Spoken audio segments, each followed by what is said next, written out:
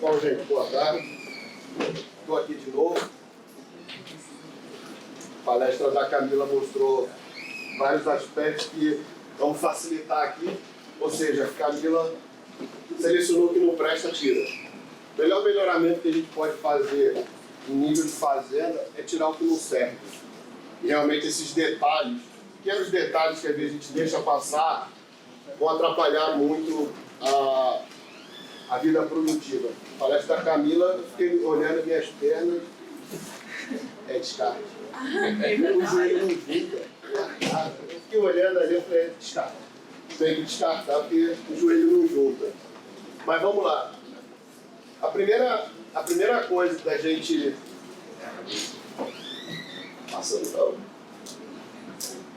Passa aí pra mim. A primeira coisa que a gente tem que pensar quando a gente está falando de nutrição de matrizes ovinas é lembrar: cabra é cabra, ovelha é ovelha, vaca é vaca. São da mesma família, são preta e branca, mas jamais vão ser iguais. Esses animais são muito diferentes, são extremamente diferentes. Então, se você quer manejar uma ovelha pensando nela numa vaca, vai dar errado. Semana passada, uma zootecnista entrou em contato comigo, que ela cuida do rebanho, da parte de bovinos, de um grande confinamento, e esse grande confinamento também tem um confinamento para 10 mil matrizes ovinas. E ela foi convocada a assumir, né, também o rebanho de ovino. E ela começou a falar comigo: não, está dando isso, está dando isso, está dando isso, está dando isso, está dando isso. Eu falei assim: você já trabalhou com ovino na vida? Ela: não. Então está dando isso, está dando isso, está dando isso, porque você nunca trabalhou com ovino na vida. Porque ovino é diferente de bovino. É até parecido, é só um B que diferencia o nome dele. Mas isso faz muita diferença, esse Bzinho aí. Então a primeira coisa que a gente tem que começar a entender, na hora que a gente vai falar de matrizes ovinas, de nutrição desses animais, é que eles são diferentes. Principalmente no aspecto ligado à fração fibrosa dos alimentos. Quando a gente fala, uma levedura, virginamicina, tanino, esses aditivos, gordura, as gorduras já começam a ter mais diferenças significativas, mas quando nós estamos falando de oferta de alimento fibroso para esses animais, é completamente diferente. Não dá para extrapolar de um grande para um pequeno ruminante. A situação da ovinocultura, ela cresce, mas cresce em cima de pouco ainda, então uma hora vai mais, uma hora vai menos, é uma oscilação bastante grande. Eu estava agora recentemente lá num evento que teve na Federal de Lavras e uma das palestrantes, a Sarita, estava falando: a ovinocultura no Brasil é recente. A ovinocultura profissional, sim, é recente. Mas nós temos muitos dados de pesquisa dentro de ovinocultura. Então, dá para criar de forma profissional esses animais? Sim, tem muita informação técnica gerada. Muitos conceitos são importantíssimos, que ficam em prateleiras, que ficam em bibliotecas virtuais, porque não busca elas. E quando a gente vai, nossa, está precisando disso nos ovinos.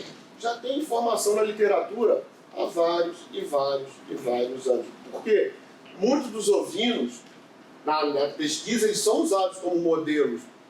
Pequeno, come pouco, bem menor do que uma vaca, come bem menos que uma vaca, cabe em qualquer lugar.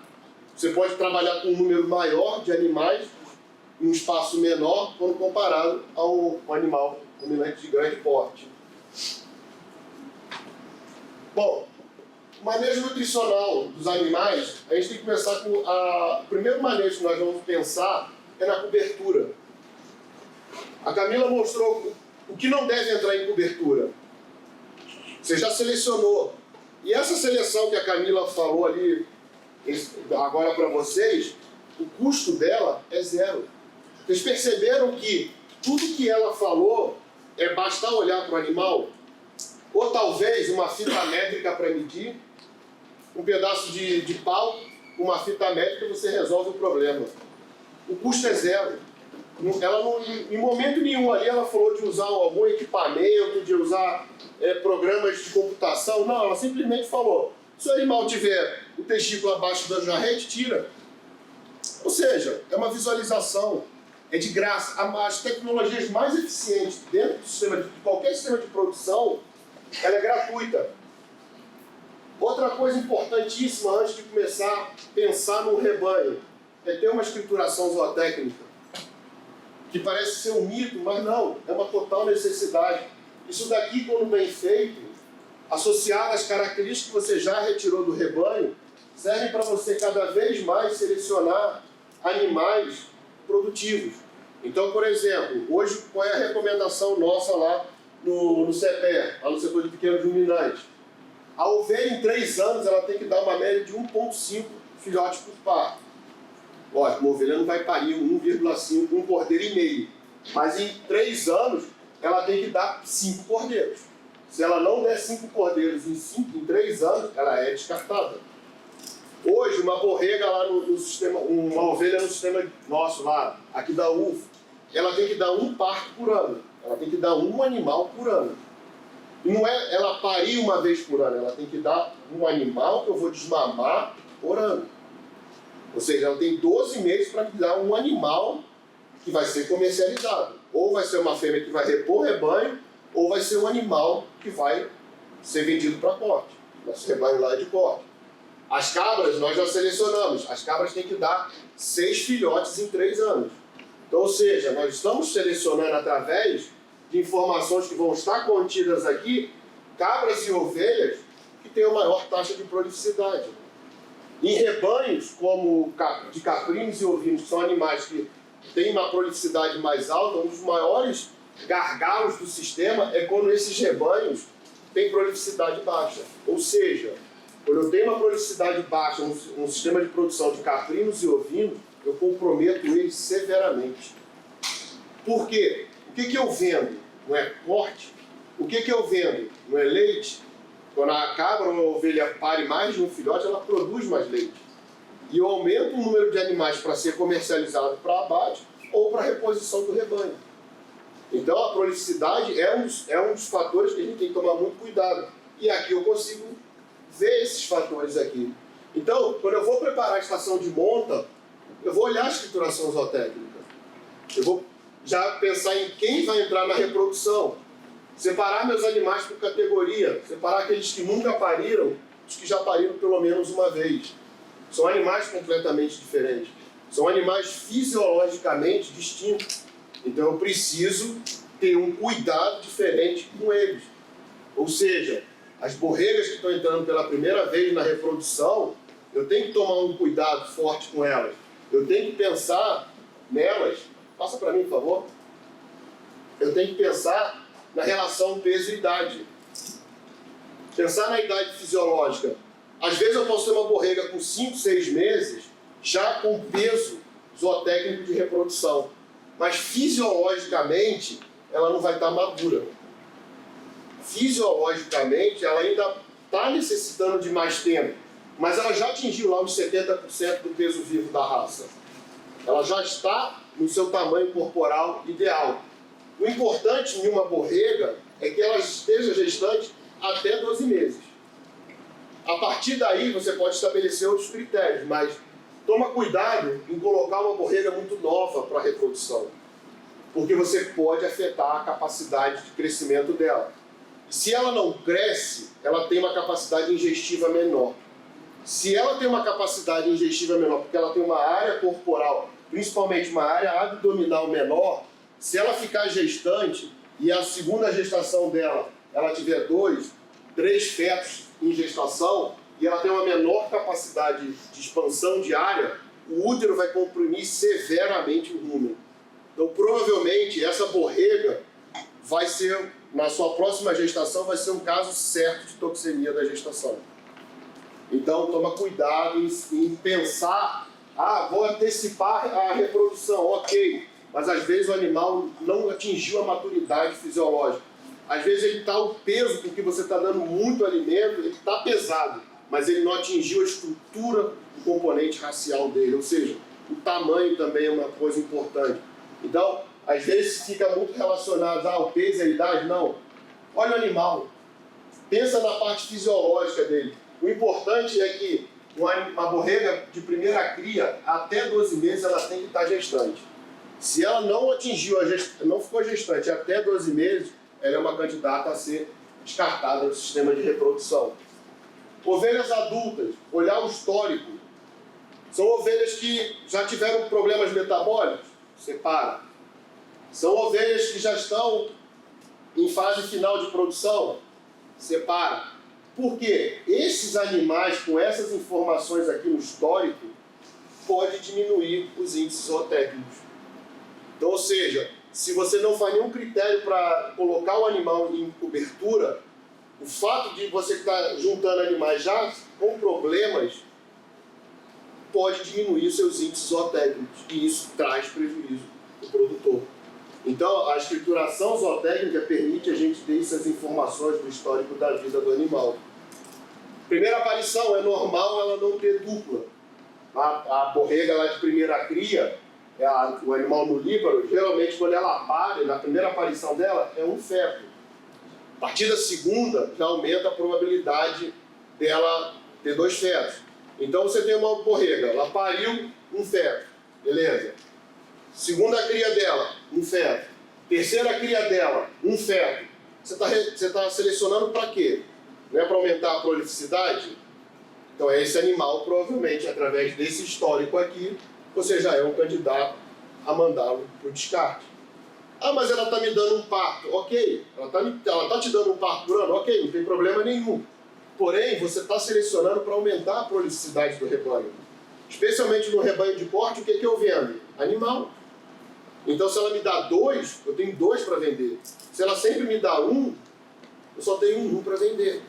Então, isso altera o quê? A relação custo-benefício de manter esse animal no rebanho.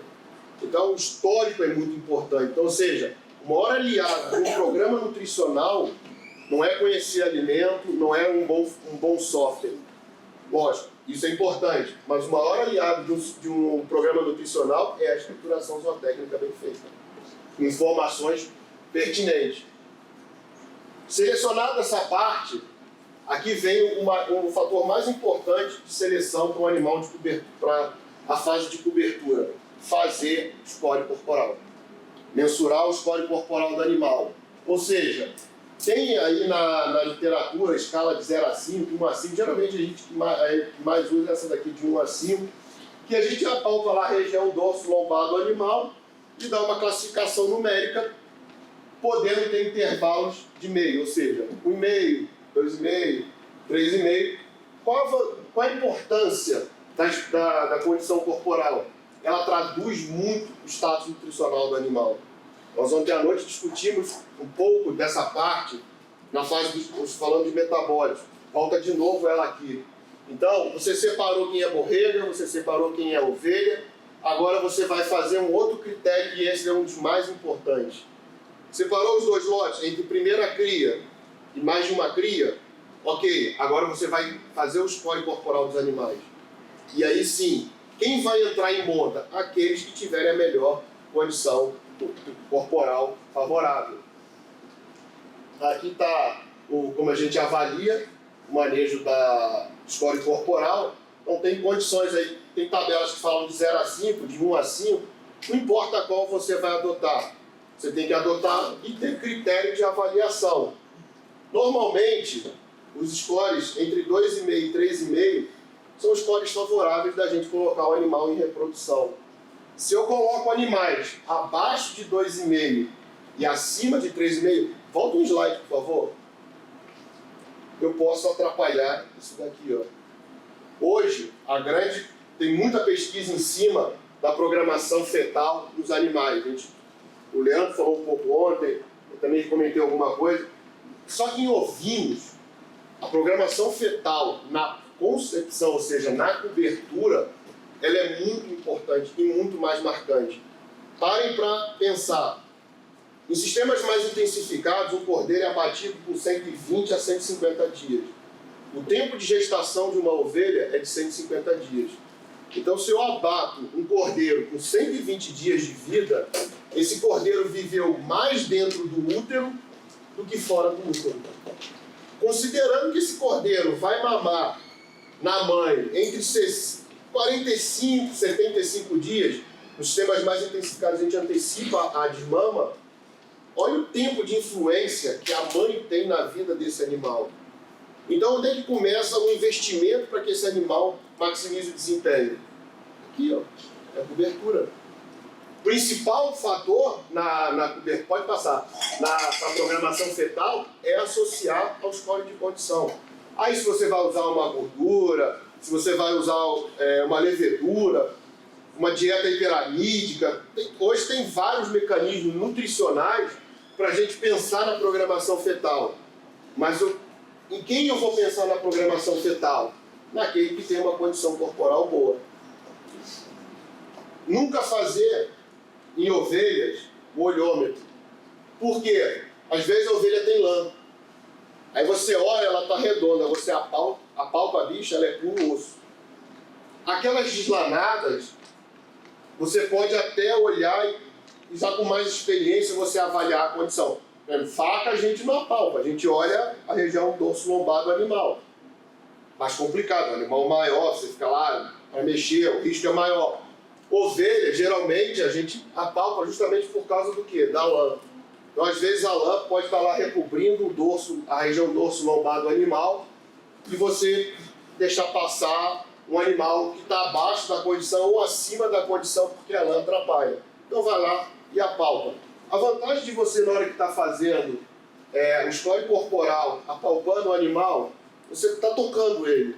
Então, você está próximo a ele. Alguns detalhes você pode olhar ali, uma ferida, o animal está com algum problema, naquele momento você está também avaliando isso. Então ela passa a ser uma ferramenta também de avaliação dos animais. Aqui foi um experimento feito em 91 que mostra o efeito da condição corporal. Nesse experimento, a fertilidade não foi tão alterada. A prolificidade também não. Mas olha a mortalidade neonatal. Pensa nisso daqui num rebanho de 100. Em um animal, tudo bem, o valor não vai ser tão representativo. Mas imagina que 20% dos seus 100 animais nascidos morreram. Ou seja, o fato do animal, na cobertura, ter tido um score corporal 3, garantia uma mortalidade neonatal de 3,6%. Ou seja, dos 100 cordeiros nascidos, 4 cordeiros morreram.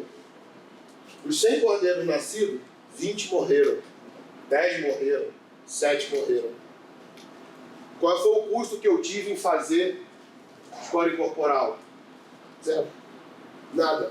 Uma medida de custo zero, extremamente eficaz. O segundo gargalo, tão importante quanto a prolificidade, é a mortalidade neonatal.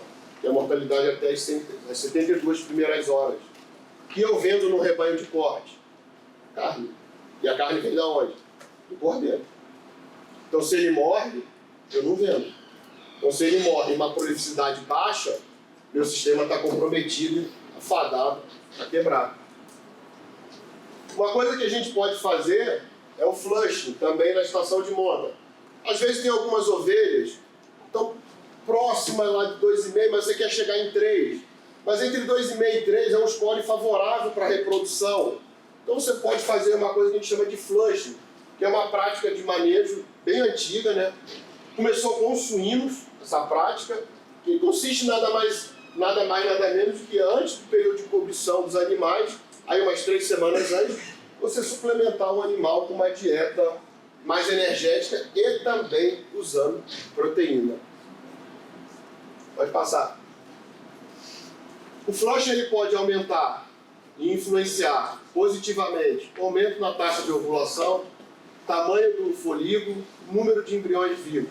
Por que ele pode influenciar? Porque ele também pode não causar nada. Mas a maior efeito dele é quando a condição corporal do animal permite. Se você fizer o flush no animal muito magro, o que ele vai fazer? Eu estou magro, eu estou passando fome. Aí do nada você aparece lá com uma suplementação para o animal. O que o organismo dele vai fazer? O que o organismo dele vai pensar? Antes eu não tinha, agora eu tenho, então para que eu vou reproduzir? Para morrer de fome? Não. Então o organismo vai derivar isso para quê? Para jogar para ele. Ele não vai derivar para reprodução. O animal que está acima de 3,5, já beirando um score 4, 4,5, já chegando num score 5, se você fizer o flushing, a exigência nutricional desse animal é mais alta. A gordura exige mais nutrientes. E a gordura, quando ela aumenta no organismo, ela mexe em sistemas de regulação do consumo.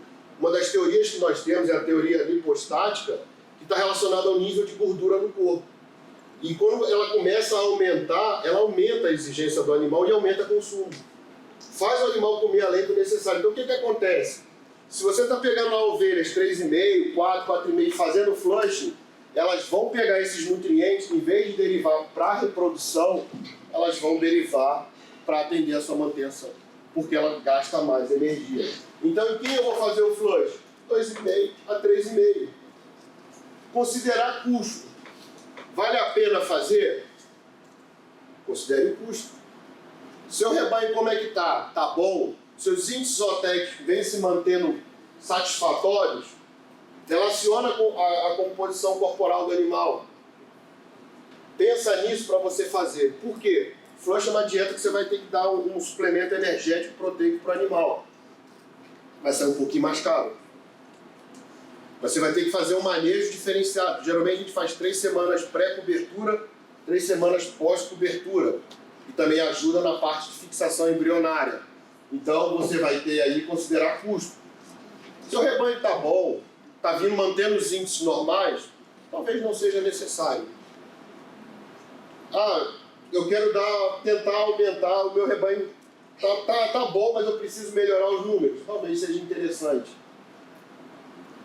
Pode ser que às vezes não aumente nada disso daqui, ó, mas vá diminuir a mortalidade pós-natal. Então, tomar cuidado também em avaliar o flush. Não aumentou a prolificidade. Não aumentou significativamente a fertilidade. Mas reduziu a mortalidade 72 primeiras horas, foi positivo, então, o efeito. Porque isso tem efeito lá na frente. Esse flush que você faz 3 semanas antes da reprodução, 3 semanas após a fase de cobertura, 5 meses depois ele tem uma influência muito interessante. E ele vai ter uma influência aqui, ó. Calma, volta aí, minha filha. Mas olha, aqui, ó. A fase inicial da gestação ela é muito importante. Por que a fase inicial da gestação ela é muito importante? Muito se fala no caprino ovino, terço final, ok, beleza. Mas a placenta se forma nos primeiros 30 dias. A placenta da ovelha ela é multicotiledonária, ou seja, ela tem multicotilédones. Aqueles cotilédones são formas de transmissão de nutrientes ao feto. Então, ou seja, aquele volume placentário ali é formado nos 30 primeiros dias.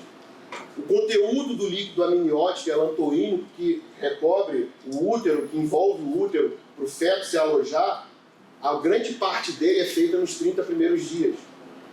Então, se eu faço um flush antes e 3 semanas após, 3 vezes 7, 21, eu estou fazendo programação fetal há muito tempo. Só que não era com esse nome bonito, né? O programa hoje está na moda, programação fetal. O flush é uma programação fetal. E tem vários trabalhos agora mostrando o efeito de dietas amídicas, o efeito de lipídios nessa fase para desenvolvimento placentário. Então a gente já, com a mesma tecnologia do passado, a gente está fazendo isso daqui, ó. Então vale a pena investir nesses mecanismos. Vai passar. Esse experimento aqui, ó, é um experimento antigo, ou seja, o Gilberto falou de flush, vamos pensar no experimento. Não, já tem. Eu tenho muita informação com ovelha na literatura de século passado, desse século, tem muita informação. Então o que esses caras aqui fizeram? Realizaram um experimento com 2 níveis de suplemento, níveis de energia, alto e baixo. Olha a taxa de ovulação múltipla. Taxa de ovulação múltipla refere-se à prolificidade. Olha a diferença em que os caras conseguiram fazer um flush. Vale a pena. Aqui, com certeza, para essa situação aqui, o investimento que eu tive em fazer o flush valeu a pena. Pode passar. Às vezes a gente vê quem não é muito familiarizado com a parte da nutrição, principalmente a galera da reprodução, mais focada em reprodução, falar: ah, na época de cobertura não pode dar proteína. Não é isso. Tem que dar proteína. Por que tem que dar proteína? Porque muitos dos hormônios da reprodução são de origem proteica. Então aqui o cara fez um concentrado com 20% de proteína e o outro sem suplementação. 1,6 cordeiros nascidos por parto e 1,1 cordeiros nascidos por parto. O que quer dizer isso? Se 100 ovelhas pariram, nasceram 160 cordeiros. Se 100 ovelhas pariram, nasceram 110 cordeiros. Então, ou seja, com a suplementação, eu ganhei 50 cordeiros a mais. Se eu for vender ele com mais ou menos 40 quilos, 50 vezes 40, multiplica, pega esse resultado e multiplica pelo preço de venda de abate. A diferença que você ganhou em fazer essa suplementação com um concentrado contendo 20% de proteína. Então o flush também tem que receber proteína? Sim. Qual é o problema que muitas das vezes se fala, o pessoal da reprodução fala: ah, não pode ter proteína, não pode ter ureia. É que se houver um assincronismo da degradação dos compostos nitrogenados e carboidratos no rumen, vai começar a sobrar amônia no rumen.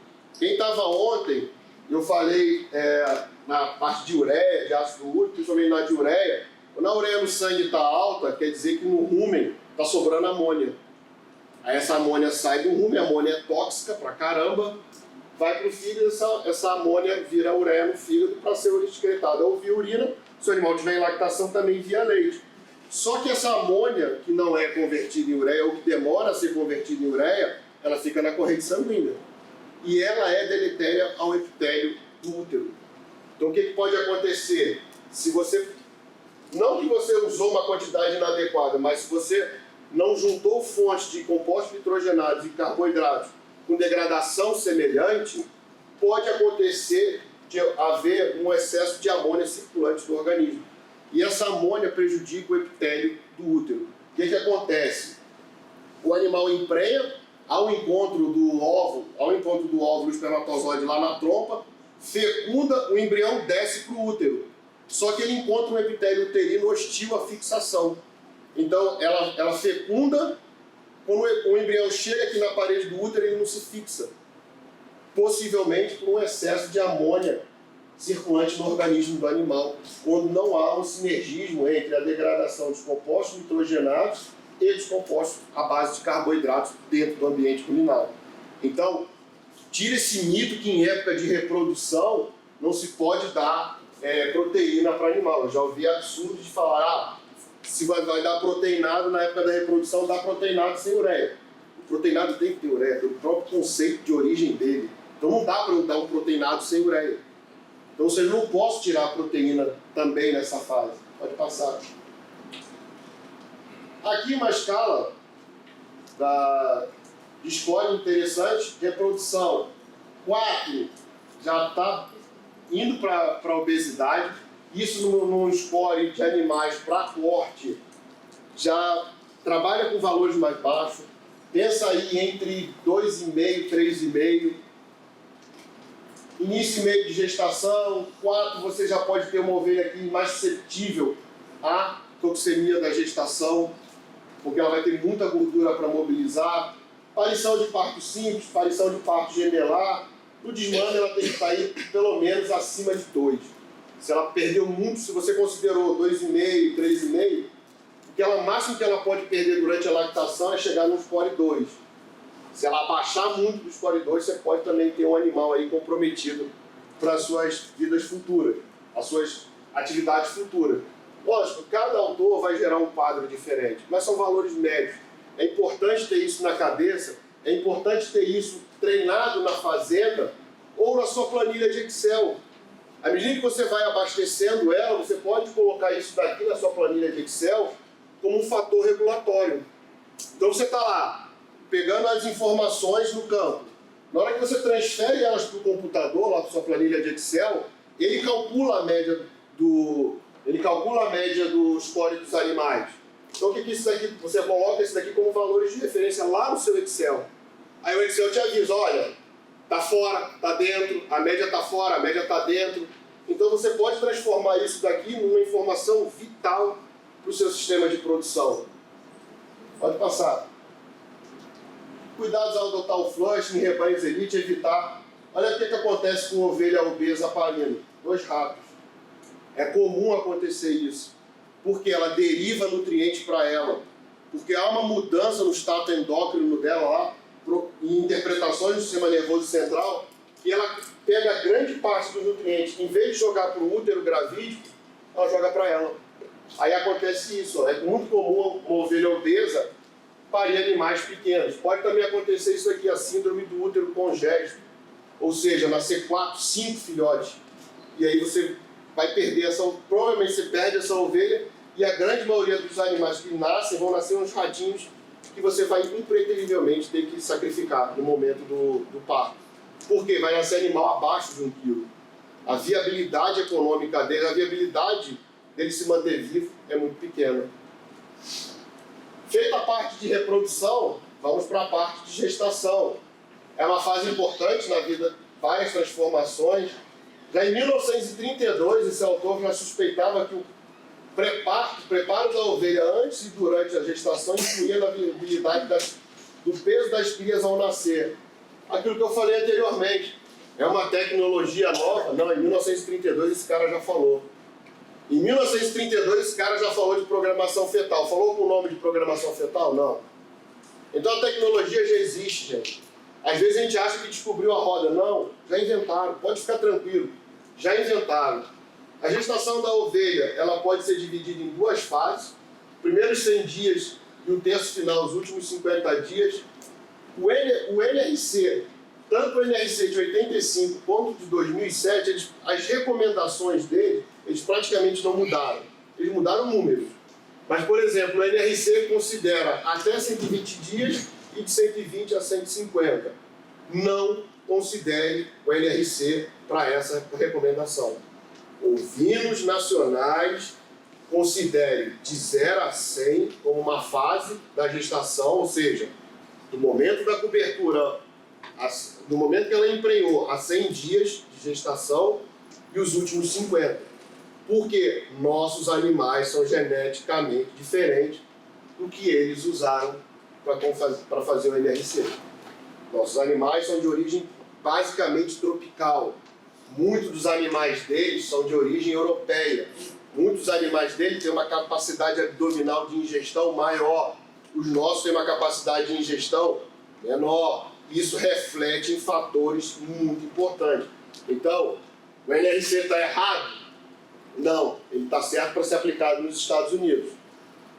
Ele não tá condizente ao genótipo que nós trabalhamos aqui no Brasil. Então, se você vai separar, categorizar ovelhas na gestação, categorize de 0 a 100 e de 100 a 150. Os últimos 50 dias da gestação da ovelha acontece tudo. É onde é que, os 42 dias lá da vaca, lá do periparto, é onde é que acontece tudo na vida da vaca, aqui é onde é que acontece tudo na vida da ovelha. Mas lembre-se, ela ainda vai parir. Ela ainda vai entrar na lactação, que é a fase de maior exigência. Então, se aqui já começou o negócio a ficar ruim, na lactação vai despencar de vez. Pode passar, por favor. Uma das coisas importantes durante a gestação de uma ovelha é fazer o diagnóstico. Fazer o diagnóstico de prenhez. Como eu falei ontem, a vaca, ela vai te dar um parto. Ela vai te dar um filhote por parto. Então, geralmente, como que o pessoal dá diagnóstico de gestação em vaca? Apalpa, enfia a mão no reto, apalpa o útero, dá lá o beliscão no útero, sentiu, tá prenha. Tem a necessidade de quantificar? Praticamente zero. Por quê? Mais de 99% dos partos de vaca é um feto só. Cabra e ovelha não. Cabra e ovelha, você tem que identificar que ela está grávida, se ela está gestante? Sim. Mas muito mais do que identificar se ela está gestante está gestante? Ok. Quantos fetos ela está gestando? Por quê? E a partir de agora a gente vai ver que o número de fetos altera drasticamente a eficiência nutricional dos animais.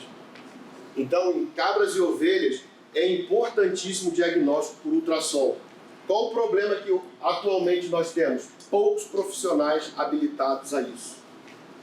Muitas das vezes, o que são? São profissionais que trabalham com bovinos e que se arriscam nos pequenos ruminantes. Nos pequenos ruminantes, a anatomia já é diferente. Primeiro, o tamanho é diferente. Então, pode, muitas das vezes, haver erros de diagnóstico.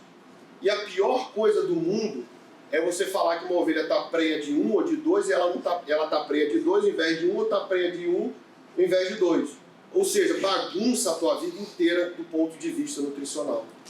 O fato dela estar prenha, ok, beleza. Mas você precisa saber quanto. Então, segundo o NRC, as exigências para ovelhas gestantes até 100 dias, eles pouco diferem.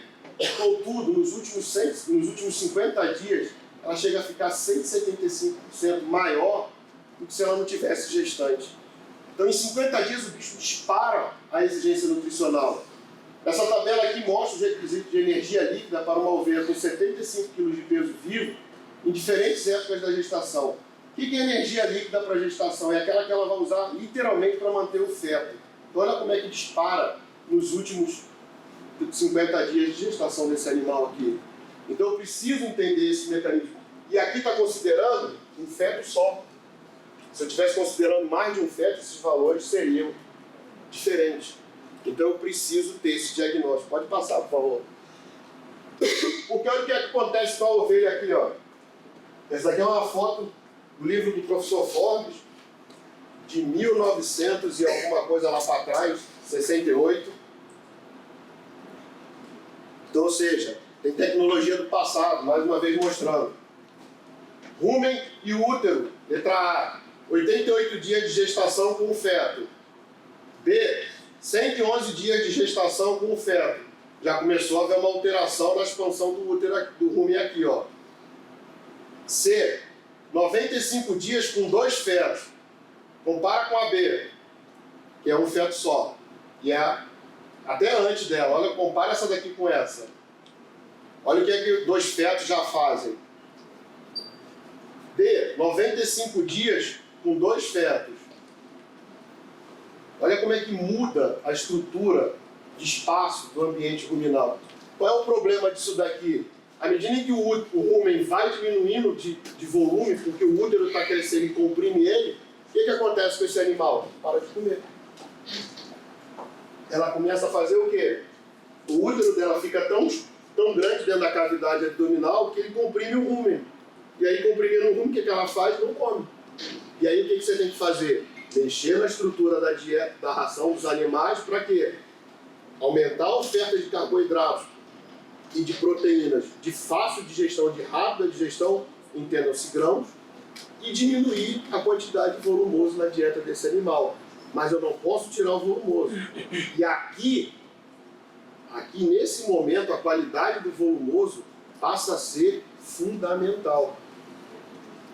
Então, uma silagem mal planejada aqui, ó, é um desastre que a gente vai ter do ponto de vista de consumo. O que mais limita a ruminante a comer dentro de fazenda é carboidrato fibroso de baixa qualidade. O que mais limita um ruminante para diminuir a ingestão, limitar a ingestão dele, é um volumoso de baixa qualidade. Associado a uma situação dessa daqui de compressão ruminal pelo útero, o negócio não vai ficar bonito, não. É um candidato forte à toxemia da gestação. Pode passar. Aqui é o sistema britânico, né, o FRC, antigo ARC, os requisitos de energia metabolizada com uma ovelha de 60 dias. 100, 140, olha a energia, como é que há um aumento na energia metabolizada. Pode passar. Necessidade de proteína bruta, número de fetos, 100, 120, 140 dias de gestação. Olha como é que aumenta, olha como é que dispara. Olha a importância aqui, ó, de eu ter a quantificação fetal. Em vaca, isso daqui não muda. Em ovelha, olha o que aconteceu ao longo do período gestacional com a quantidade de proteína. Esse animal chegou aqui no final dela, segundo o NRC de 85, necessitando de 570 gramas de proteína na dieta. Ou seja, aos 100 dias, 170 gramas você atendia a demanda dele, mesmo com 3 fetos. Mas com 140 dias, olha para quanto é que foi. Então aqui mostra fortemente a necessidade de fazer a quantificação fetal nas ovelhas. Exigência em proteína para ovelhas aos 100 e os últimos 50 dias de gestação com diferente peso, ou seja, peso também é importante. Se eu puder separar lotes por peso, melhor ainda. Ah, mas daqui a pouco tem muito lote, então o que eu faço? Ovelha, borrega. Beleza, fiz esse lote na cobertura, ok, botei para cobrir. Fiz o ultrassom, ovelha e borrega estão separadas. Ovelha com um feto acima de 2, formam 2 lotes. Borregas, caso tenha uma incidência alta de borregas com 2 fetos, faz outros 2 lotes. Separa a borrega com um feto, de borrega de 2 fetos, ovelha de um feto e ovelha de 2 ou 3 fetos. Teria necessidade de fazer um lote para 3 fetos? Pode, dependendo do tamanho do rebanho, sim, mas também implica em infraestrutura para fazer isso daí. Mas pelo menos, separando ovelha de borrega e com um feto e 2 fetos em cada uma dessas categorias, você já tem uma separação de lote que vai facilitar muito a vida do nutricionista. Pode passar. Cuidados gerais com as borregas. Desde o início da gestação, 200 a 300 gramas, dependendo do porte da raça aqui de uma suplementação, até os 100 primeiros dias. Se for um pasto muito bom, um bom proteinado num pasto bom, não precisa. Isso aqui ele já resolve. Se o pasto está mediano, já comece a pensar numa suplementação a pasto. Para quê? Para evitar dela perder condição corporal. A professora Suzinha e seus colaboradores afirma que nessa fase as borregas ainda estão em crescimento e que sua capacidade digestiva ainda é mais baixa do que das múltiplas. Lembra de ontem, quando eu apresentei um slide do beta-hidroxibutirato? 2 experimentos idênticos, um com borrega e um com ovelha, e que o de borrega, o beta-hidroxi, foi mais alto do que o de ovelha nas mesmas condições. Por quê? Elas não têm a mesma capacidade digestiva do que uma ovelha. A ovelha consegue reter mais alimentos, ela consegue ingerir mais. Introduzir concentrado e feno de boa qualidade, de preferência a partir de 90 dias, se possível, dentro do seu sistema de produção, confinar os animais a partir de 100 dias de gestação, se não, pelo menos faltando 30 dias para parir, confina, melhora a nutrição, para quê? Para evitar a taxa de mortalidade alta. No final, esse animal vai estar comendo aí em torno de 500 a 600 gramas de concentrado na fase daqueles últimos 50 dias, ele vai estar consumindo mais ou menos isso. É uma receita? Não. Bolo é bolo, isso aqui não é bolo. Então não vai existir uma receita, aqui são recomendações. A recuperação não chega a ser total quando uma ovelha que ainda não atingiu o peso adulto sofre restrição. Então, ou seja, qual é a consequência de eu não trabalhar uma borrega corretamente? Eu vou perder essa borrega. E o que vai acontecer se eu perder essa borrega? A minha taxa de desfrute, o que é a taxa de desfrute? É a renovação do meu rebanho vai cair. Então eu vou ficar com um rebanho velho e menos produtivo. Como que eu resolvo se eu estou perdendo animal de reposição? A única solução que eu tenho é comprar animal. Aí eu estou perdendo aqui, ainda vou ter que gastar dinheiro para comprar. E toda vez que você compra animal no seu sistema de produção, você está comprando a ideia de alguém. Você não está comprando a sua ideia, porque o seu sistema de produção ele é exclusivamente seu. Então, comprar animal, apesar das várias técnicas que a gente tem para selecionar, como a Camila mostrou, podem vir coisas escondidas que a gente não observa. Querem saber alguma coisa? Há um tempo atrás, a professora Fernanda até não comentou ontem, foi carinhosa em não comentar. Por exemplo, nós tivemos resistência daquele vermífugo que ela falou ontem lá, o Monepantel. Por quê? Eu fui com o professor Manuel comprar 40 borregas. Passamos mais de 200 borregas no tronco, selecionamos 40. Perguntei ao cara, qual vermífugo que você usa? Levamisol. E vermectina. Mentira. Ele estava usando o Monepantel. E já dando resistência lá. Quando nós trouxemos os animais, o que aconteceu? As ovelhas, as borregas que chegaram, fizeram cocô no nosso pasto e liberaram qual larva? Aquelas já vindas com resistência ao Monipantel. Só que na hora que nós perguntamos, o cara falou, não, aqui a gente quase não vermifuga. Quando vermifuga é levar misol e a ivermectina. Mentira. Eles usavam já o Monipantel. Então o que aconteceu? Na hora que nós trouxemos os animais, nós trouxemos um problema do cara. Nós não trouxemos animais prognados, nós não trouxemos animais retrognados, com problema de aprumo, com nada morfologicamente visível. E fizemos o trabalho que a professora Camila falou anteriormente. Só que o cara mentiu. Ele não falou para a gente que já estavam usando o Monipantel e já estavam tendo resistência. Então o que aconteceu? As borreguinhas lindas e bonitinhas fizeram cocô com larvas resistentes ao Monipantel. Rapidamente deu resistência no nosso rebanho. Porque nós trouxemos uma ideia, um problema errado. Não devemos permitir que ovelhas ou borregas possam perder mais de 7% de seu peso na fase inicial de gestação.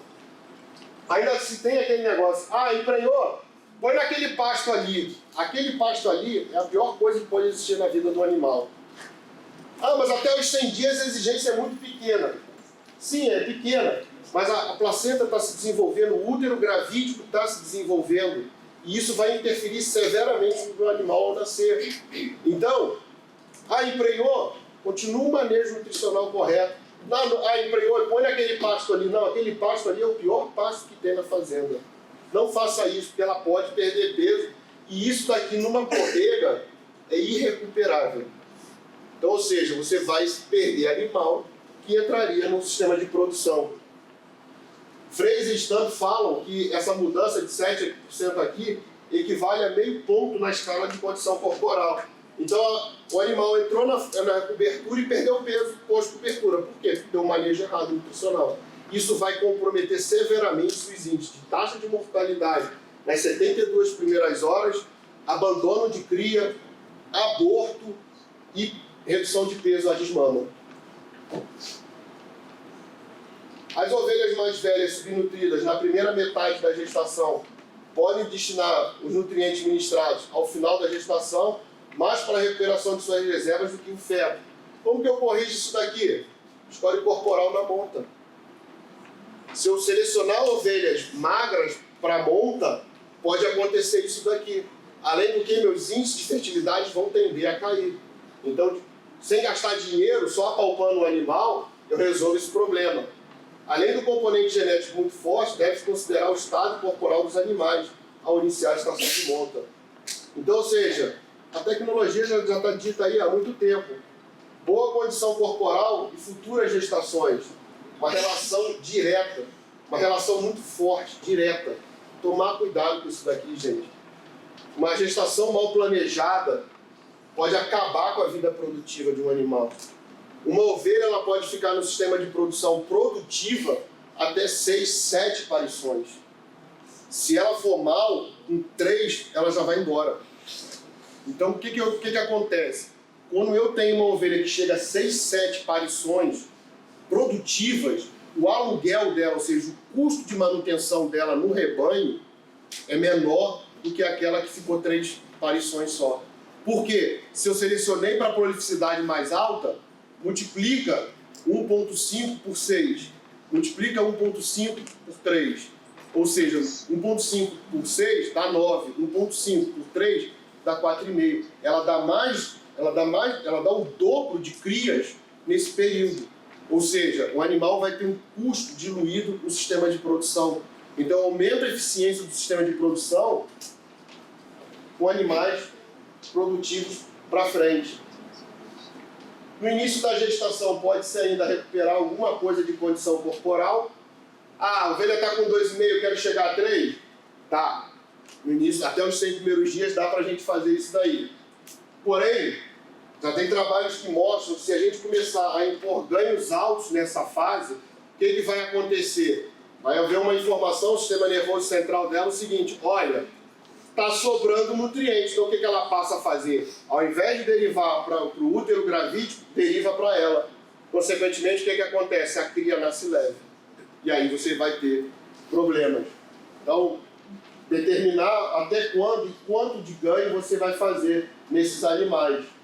Os últimos 50 dias, prestar muita atenção no concentrado.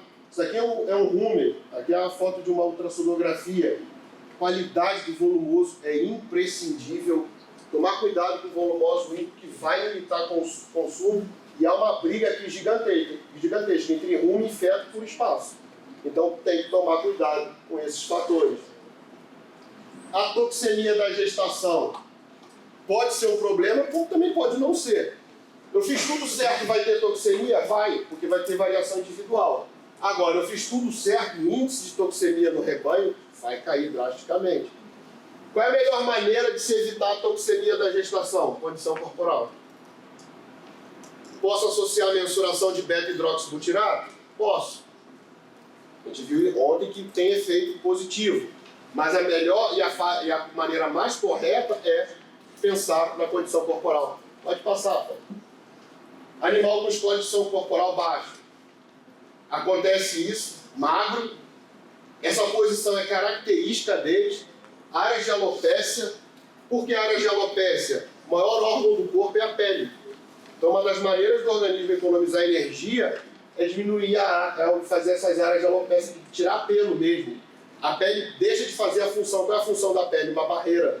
Então, esse animal aqui fica mais suscetível ao aparecimento de bactérias que podem passar para o feto, para o filhote. Olha a composição do corpo desse filhote aqui. A probabilidade desse animal morrer é muito grande. A probabilidade dessa fêmea aqui também virar óbito é grande. Abandono de cria, aí você tem que ficar dando mamadeira, isso no sistema comercial acaba inviável. Condição corporal bem magra. Animais obesos. Começa a derivar, em vez de jogar para a gestação, deriva para ela. E aí pode acontecer aquilo que a gente viu anteriormente. Um animal, um filhote muito ratinho, muito pequenininho, provavelmente vai aumentar os índices de mortalidade. Tanto a ovelha magra quanto a ovelha gorda pode entrar em toxemia. Uma por falta de energia e a outra por um excesso de gordura no corpo, ela vai mobilizar muita gordura. Esse animal aqui, ó, quando entra em toxemia, é difícil reverter. Por que é difícil reverter? Porque esse bicho aqui, quando o nível de glicose é abaixo, dispara a lipólise, ela tem muita gordura intracavitária para ser liberada rapidamente. Então inunda o fígado do animal rapidamente com ácido graxo. E lembra ontem que a gente conversou que o ruminante tem dificuldade em exportar ácido graxo para o fígado? Por causa daquelas 3 lipoproteínas, a quilomicro, a VLDL e a LDL, ele começa a acumular muita gordura no fígado. E pode levar ao que a gente chama de fígado gorduroso. Tem trabalhos com vaca que mostram que 6 horas de uma mobilização intensa numa vaca de história corporal semelhante a esse daqui, ela já pode ter uma esteatose de grau 3. O que é a esteatose de grau 3? A cirrose. Em 6 horas. Disparou a mobilização, 6 horas depois o fígado dela vai estar tão cheio de ácido graxo que ele não consegue mais fazer função metabólica nenhuma. Lembrando, o fígado ele tem a capacidade de se regenerar, mas com tecido conjuntivo. Não. Se o hepatócito morreu, ele não ressuscita. Não há ressurreição de hepatócito não, tá, gente? Então, se houve uma infiltração gordurosa, o hepatócito perdeu função, ele não volta a ter função, pode passar. Já na lactação, que é a pior fase da exigência nutricional, o NRC fala que a exigência de energia para ovelhas com 2 cordeiros é 2 vezes maior do que durante o final da gestação. Lembra lá que no final da gestação, em comparação a uma ovelha não gestante, era 175% maior?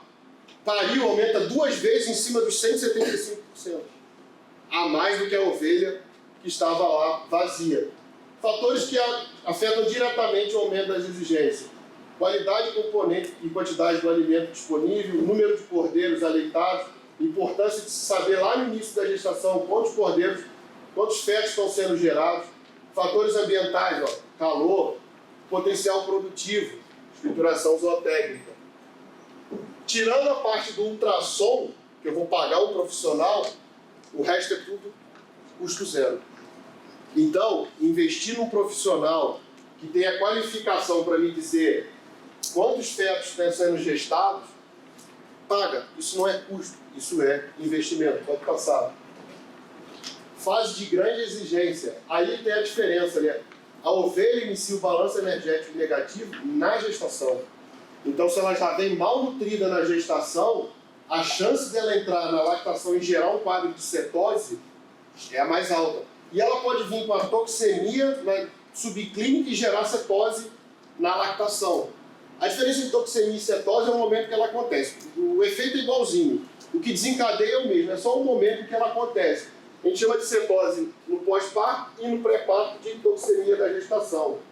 Esses autores, em 88, sugeriram condição corporal de 3 a 3,5 no fim da gestação e início da lactação, sendo que para o final da lactação esse valor de 2,5. A gente viu anteriormente lá 2, ou seja, varia de autor para autor. Abaixo de 2 é problema. Entre 2 e 2,5, entre 2 e 3, tá ok. Abaixo de 2, provavelmente essa ovelha não vai emprenhar em 45 dias pós-parto. Um dos motivos também da lactação da ovelha, de ter uma exigência nutricional, está aqui, ó. Olha as vacas. Olha a quantidade da ovelha. Olha a quantidade de sólido. Só que isso daqui é leite. Só que no início da lactação da ovelha não é leite. É colostro. Isso daqui vai para 14% facilmente. Dispara isso daqui, ó. Isso aqui tudo é mais alto no colostro da ovelha. Então ela mobiliza muita reserva corporal, mobiliza muito nutriente. Não tem, ela mobiliza a reserva corporal para compor isso daqui, ó. E uma ovelha mal nutrida na gestação vai fabricar um colostro de pior qualidade. E o que é um colostro de pior qualidade? É quase que se você pegasse o cordeiro e desse um tiro nele. Por quê? Os ruminantes nascem com o sistema imunológico zerado. O colostro estimula o início do sistema imunológico dos ruminantes. Então, se a ovelha tem um colostro de má qualidade e baixa quantidade, você está condenando esse neonato à morte. Então, o manejo durante a gestação é extremamente importante.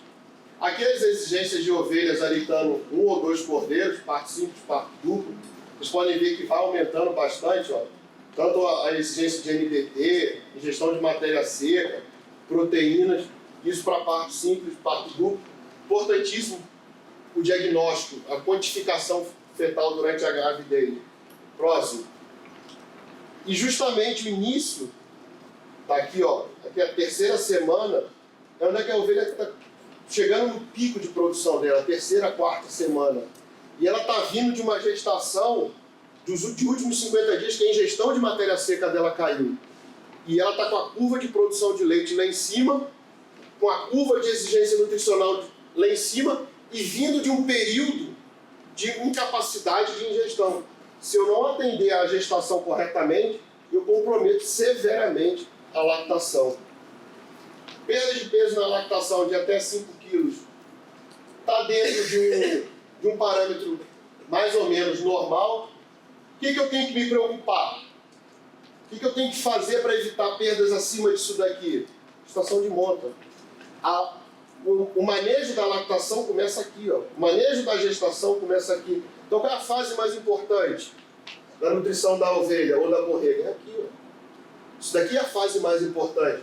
As outras são sequência de manejo. Agora, se esculhambou aqui, a tendência é de ser tudo esculhambado. Se vem manejando corretamente, a tendência é de você não ter problema. Vai ter? Sim, mas a incidência vai ser menor. Ovelhas lactantes podem receber de meio a 1,3 kg. Lembra lá que eu falei para a borrega? De 500 a 600 gramas na gestação, no fim da gestação? Olha para quanto é que vai na lactação. Por quê? É a fase mais exigente de todas e tem correlação com tudo para frente. Próxima estação de monta. Ou seja, quando ela for cobrir novamente, ela está em lactação. 45 dias pós-parto, ela já está apta a cobrir. Fisiológico, tecnicamente falando, ela já está apta a cobrir. Então, ou seja, ela vai fazer uma próxima estação de monta dando leite. Então, olha o efeito da importância da primeira estação de monta inicial ter sido importante. E nos ovinos, assim como nos caprinos, a gente está falando mais de ovino, tem esse manejo aí dos 3 partos em 2 anos. É possível acontecer isso? Sim, é possível. É fácil fazer isso? Não. Tem que ter muitos fatores muito ajeitados. Então, assim, dá para fazer 3 partos em 2 anos? Dá. Agora, imagina 3 partos em 2 anos de 1,5 filhotes média. Então, ou seja, 4,5 filhotes, 5 filhotes a cada 2 anos. Isso é fantástico. É possível? É. É viável? É. Só que tem que investir em manejo. Aqui o manejo nutricional da lactação, a gente pode fazer o manejo de mamada durante o dia ou durante a noite, vai depender do manejo da fazenda. Qual é a vantagem do manejo de mamada? Menor esfoliação da ovelha, ela recupera a condição corporal, tende a reduzir os casos de mamite, pode ser uma ferramenta interessante. Creep feeding durante a lactação, ou seja, a mãe sai para dar leite, a mãe sai para o pasto, a cria fica sozinha, vai fazer o creep feeding para ela, que é uma alimentação exclusiva para os cordeiros. Faz com que ele diminua a procura pela mãe e já faz ele iniciar o consumo de alimentos sólidos. Fatores que afetam o consumo no creep feed: potencial genético, oferta de alimento, condição corporal, habilidade da mãe em dar leite, rejeição da cria, são todos esses fatores que podem afetar o consumo dos cordeiros no creep feed. Também, logicamente, o número de cordeiros aleitados. 20 a 40% produção de mais leite, se ela tem duplo feto. Não consegue produzir a quantidade de leite necessária, o creep feed pode ajudar a corrigir. O metabolismo dela é muito alto, pode haver a maior chance de cetose. O balanço energético negativo pode ser acentuado nesse caso aqui, ó. Então, o manejo de mamada associado ao creep feed pode reduzir esses efeitos na lactação. Aqui, os animais de creep, aqui é um cordeiro já de 90 dias, recebiam aqui o concentrado e aqui o feno. Pode passar. Aqui foi lá em Lavras, um creep feed bem simples, com grade, coxinho aqui dava para o cordeiro passar, a matriz não passava, eles comiam lá o concentrado deles, felizes da vida e tudo bem para todo mundo. O que eu vou ofertar no creep feed? Sal mineral? Vou. Uma dieta de alta qualidade, colocar aqui talvez um soro de leite, um sucedâneo em pó para estimular o consumo. E hoje, as pesquisas vêm mostrando a importância da levedura no início da vida do ruminante. O ruminante nasce com rumen afuncional, estéril. Entrar com levedura nessa fase tem mostrado resultados muito interessantes para a vida produtiva desse animal. O volumoso que eu vou usar, de preferência um feno de boa qualidade, não use silagem. Para um cordeiro de até 30 dias, evitem a silagem. É um alimento ácido, ainda está formando o rumen, então evite isso. Silagem de cana, fibra de cana, não use isso nessa fase. Procure usar um feno de boa qualidade. Os animais aqui tendo acesso ao concentrado, consumo bastante elevado, dá para ver a composição de corpo deles está muito boa. Creep feed bem feito. Como considerações, nós temos que ter atenção a cada fase produtiva. Isso daqui, gente, está aí, ó, disponível. A ovinocultura profissional é recente? É, mas a pesquisa em ovinocultura não é recente. Então, parar com essa desculpa, mas profissionalmente começamos a criar nos últimos 20, 30 anos.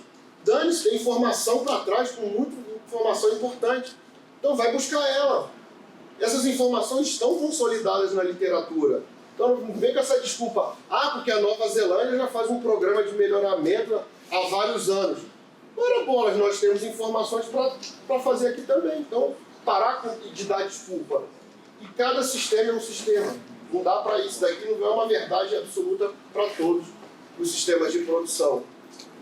Bom, gente, era isso. Eu queria, como orientador do grupo, parabenizar a toda a equipe que organizou o evento. Tivemos falhas, mas eu tenho certeza que tivemos muito mais acertos. Tiveram. Eu não fiz nada. Absolutamente nada. Eu só sou o rosto mais bonito, óbvio, e que assinou dentro da instituição. Precisava de um docente para assinar dentro da instituição e fui eu que fiz isso. Então, de resto, não tem nenhuma responsabilidade em mim aqui. Eu não fiz nada, literalmente, eu não estou brincando não, estou falando sério. Eu não fiz nada, a não ser mandar um projeto para o SEX, tinha que ter um docente, me mandar um projeto para o conselho da unidade, tinha que ter um docente, então esse docente fui eu. De resto, nem um projeto eu fiz. Nem um projeto eu fiz. Então, eu parabenizo a toda a equipe que organizou. E eu acho que o maior recado desse evento não são as palestras. Lógico, nós como palestrantes trouxemos informações aqui para vocês. Mas acho que o recado mais importante desse evento é: a universidade é feita por alunos. A universidade nunca vai ser feita por professores e por técnicos administrativos. Quem faz a universidade são vocês. Ah, e o Bolsonaro cortou a verba. Cadê o evento? Está feito. Ah, e o Bolsonaro está destruindo a universidade. Fizeram um evento dentro da universidade sem um dinheiro institucional. Na verdade, vai sobrar dinheiro para a instituição. Então, ou seja, vamos parar de dar desculpa, vamos parar de botar na conta do outro a culpa dos nossos problemas. Resolve aí. Essa equipe foi lá e fez. Então, acho que fica para todos os grupos. Ah, mas o orientador do meu grupo não quer fazer. Vai lá e faz que ele vai fazer. Ele vai se sentir envergonhado se ele não fizer. Então, vai lá e faz. Então, foi essa equipe que organizou isso tudo aqui. Teve erro? Teve. Mas, com certeza, mais de 95% de acertos. Então, assim, realmente eu queria parabenizar de público a toda a equipe que organizou o evento. Muito obrigado, pessoal.